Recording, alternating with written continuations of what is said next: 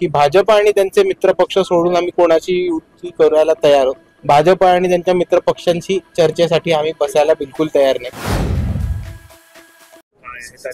तुमची सभा देखील होती, कशा पद्धतीने वंचित बहुजन आघाडीची भूमिका असणार निवडणुकीला? वंचित बहुजन आघाडी पूर्ण ताकदीने येणाऱ्या स्थानिक स्वराज्य संस्थेला लढणार.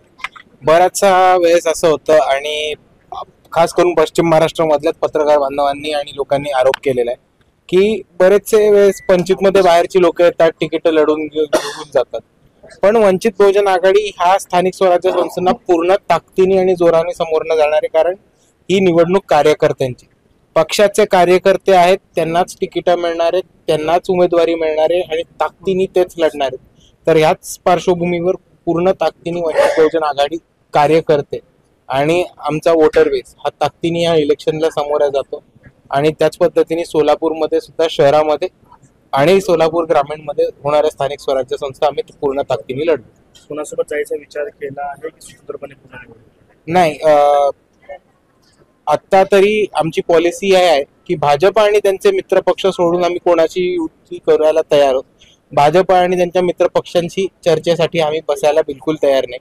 पण बाकी जितके पण पक्ष आहेत त्यांच्याबरोबर युती आणि आघाडी करायचा निर्णय हा वंचित बहुजन आघाडीच्या स्थानिक बॉडीजला आहे आणि तो निर्णय तेच त्या पातळीवरती करतील. एमआयएमचे माजी खासदार आहेत इम्तियाज, काल त्यांनी त्यांच्याबद्दल भाषणामध्ये सांगितलं की एमआयएम सोबत युती करण्यासाठी जे बाकीचे पक्ष आहेत, म्हणजे काँग्रेस असेल, बाकीचे जे सेक्युलर स्वतःला समजणारे पक्ष आहेत, ते कुठेही त्यांना घ्यायला तयार अस्पृश्यासारखी वागणूक देत आहेत असं त्यांचं म्हणणं आहे. एमआयएमच्या बाबतीत वंचित बहुजन बाबतीतली भूमिका आपल्याला काय आवडते? अशा पद्धतीने सोबत आघाडी करण्यासाठी तयार आहेत, पक्ष सोबत घेताना तयार आहेत तुमच्यासाठी?